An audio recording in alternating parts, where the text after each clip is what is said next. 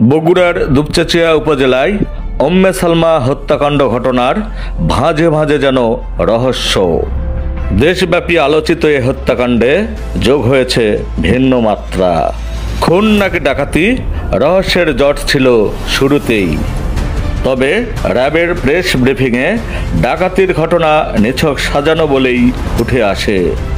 এবার মানুষের চোখ ফিরে খুনির দিকে।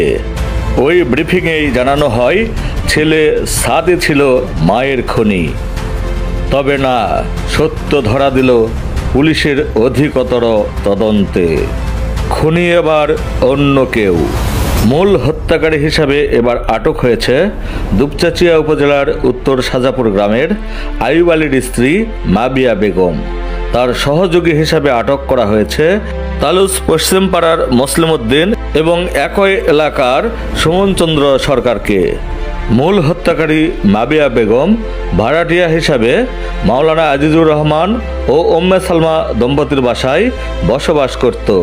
পুলিশ বলছে হত্যাকাণ্ডের সময় ওই বাসা থেকে খোয়া যাওয়া ওয়াইফাই রাউটার এবং দুটি মোবাইল ফোনের সূত্র ধরে আটক করা হয় বাসার ভাড়াটিয়া মাবিয়া বেগমকে। মাবিয়ার দেয়া তথ্য মতে 4 মাস আগে উম্মে সালমার ওই বাসা ভাড়া নিয়ে এখানে মাদক ও অনৈতিক কার্যক্রম করছিল সে। বিষয়টি টের পেলে সালমা আজিজ দম্পতি তাকে বাসা ছেড়ে দিতে বলে, আর এতে গৃহকর্ত্রী সালমার উপর ক্ষুব্ধ হয় মাবিয়া বেগম।